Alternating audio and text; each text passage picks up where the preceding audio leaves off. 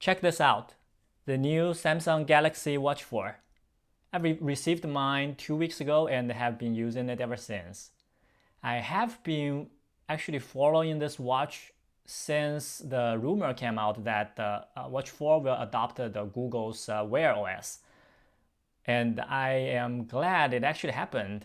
And that's why I couldn't wait to place my order as soon as the pre-order was open to public. Now, after 2 weeks of usage, I want to do a review on this.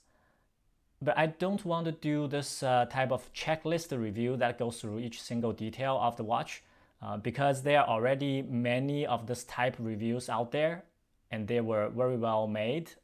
You can just do a simple search. You can definitely find a good one.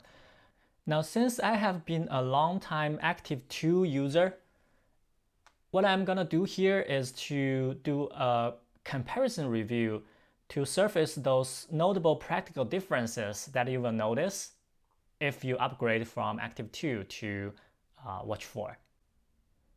When you received those two watches, the first difference you will notice is definitely the packaging. You can see they adopted a different packaging style. The older active2 used this square box, while the new one used a long box that the watch basically sits inside like this. It's the band is unwrapped. How big a difference is that for everyday usage? Well, I will say none, so let's not talk too much about it. Now, the second thing you will notice is when you put the watch on, you will notice that the newer version, the Galaxy Watch 4, the band is designed differently. It actually have this curve shape on the band, which resulted in that the band is always going flat out when at this joint place. It cannot bend. While the older generation can see the band can actually go through different angles, it can rotate. It's very rigid here. What's the practical difference it causes? Well, for the old watch, you will be able to put it on your wrist, especially if your wrist is not very big. Like mine is around the 6.5 inch, not very big. And you can see it fits pretty snuggy. While if you look at the new one, because it doesn't bend that well, it doesn't rotate that well at this joint, it will like basically stretch out. Like even if you put it on, let me put that on.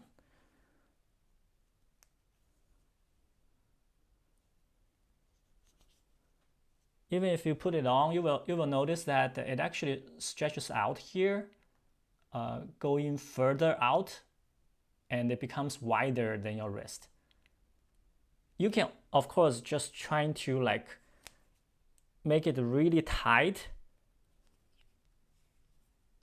so that it's getting closer to your wrist, although it's still like stick out a little bit. But it causes another problem, which is this band, because it's trying to go bend back to the flat position, right? It actually causes more pressure of this watch against your wrist.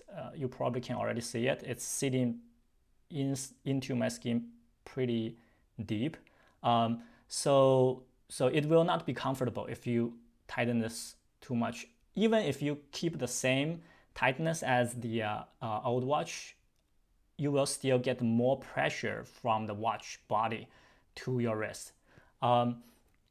This one is going to give you a little bit uncomfortableness, especially initially. And fortunately, you can actually switch the band, and the old band and the new band is actually compatible, although they are not advertising the old band for the new watch. So that's exactly what I'm gonna do. After this review, I will just move this old band to this new watch and use that. I think that's more comfortable for me. This pressure this new band caused against your wrist That's come with an advantage though, which is it makes the sensors touch your skin better, which I would consider a good thing. But I didn't really have too much problem with the old watch about the sensor touching my skin. So I think for the comfortness, I will still switch to the old band.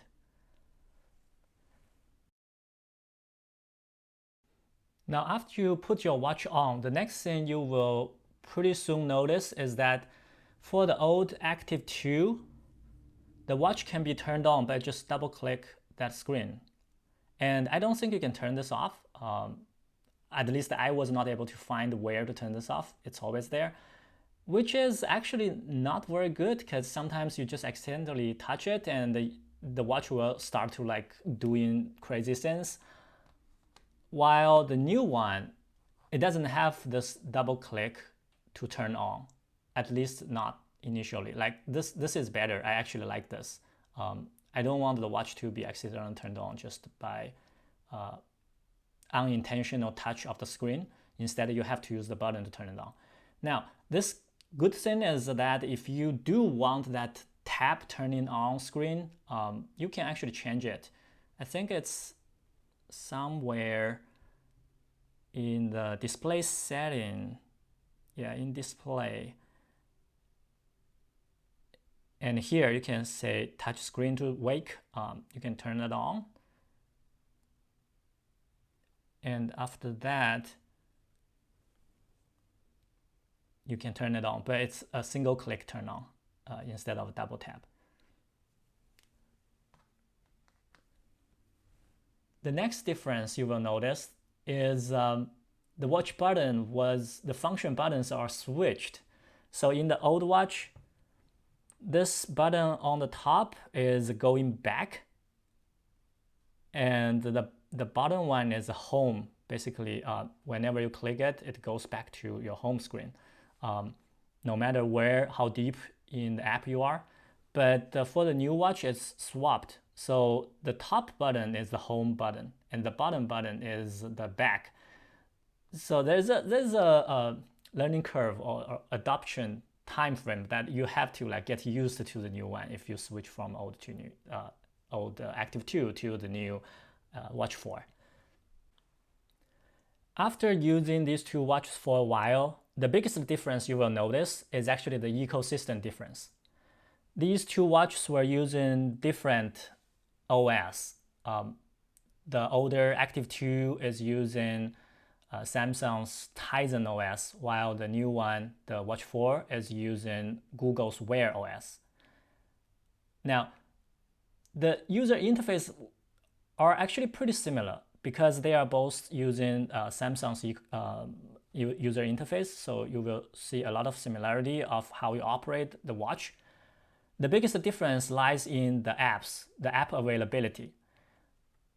For some reason, the Wear OS I guess it's because the popularity of Android and as well as its open system adopted by different manufacturers, it just gets more apps, more useful apps, and Tizen get less useful apps, and especially those Google ones, for example, Google Map or Google YouTube Music.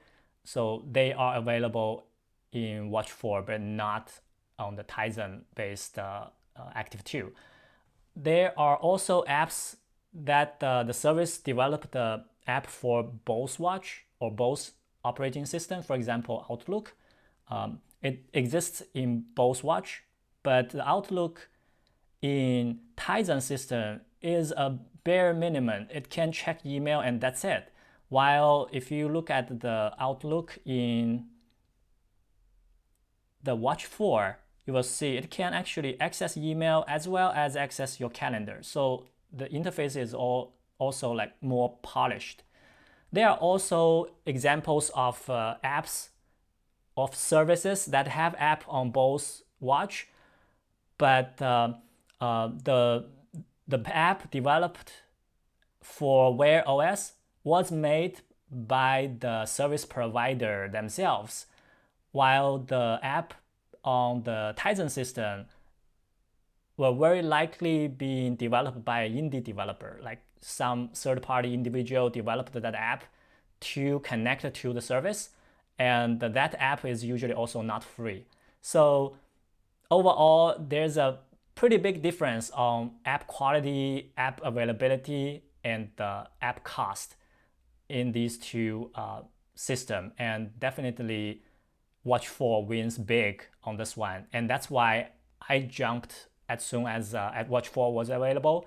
And I do think if you are hesitating whether or not you want to switch, this is a big reason to actually switch from Active2 to Watch 4. Now, the next one I want to talk about is sleep tracking accuracy. So one of the important things I want to use this watch for is just check my sleeping. And in the Active2, I think the tracking is pretty broken, at least on my Active2 watch. Very often I get the deep sleeping time below 20 minutes each night, sometimes 10 minutes. It just doesn't make sense. And in the new watch, it looks like the result makes much more sense. It's usually around an hour. So I think this is an improvement, although I don't know how much better the tracking accuracy is actually, but it's definitely better than the old watch. Now, one other thing to talk about is the battery life. So here is where the new watch actually does worse. I would say actually significantly worse. I actually did a test. I just slept with both watch, one on my left wrist and the other on my right wrist. I slept in for 2 nights with those watches, and after those 2 nights, the older generation, the Active2, still got 57% of battery, but the new one get only 28%. So it's the new one is spending much more energy to run, maybe because of more sensor, and I guess one other important reason is because of its Wear OS. Wear OS is known for consume more energy. If you are like me, you want to use always on, like watch always on screen, then this watch will last you probably just 1 day, like barely 1 day, 1 full day. This one can last me almost 2 days. So yeah, you have to charge every day. It's just a non-question for the Watch 2. For Watch 4. Now, that's the main differences I have noticed. And overall, I think Watch 4 wins in most cases. And definitely I will change the band just for my preference. I don't know, maybe you like this kind of band, then that's fine too. Another thing I want to mention though, it's not about the difference, but about the similarity. Those two screens looks very different, right? This one is curved and the new one is flat. But their size is actually pretty much the same. And when I get this new watch, I actually used my old watch's screen protector because I bought a box that comes with 6 screen protectors and I only need 1. And I just use another one on this watch and it fits perfectly. It's like almost, I think it's like, you can feel like it's made for this too.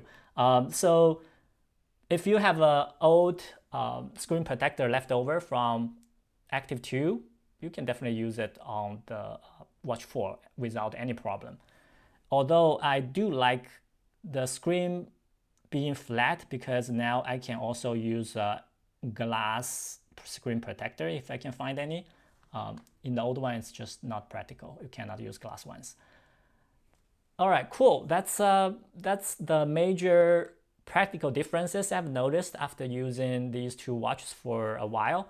And hopefully these helps you to make your decision about which one to go and whether or not it's worth upgrading to the newer watch.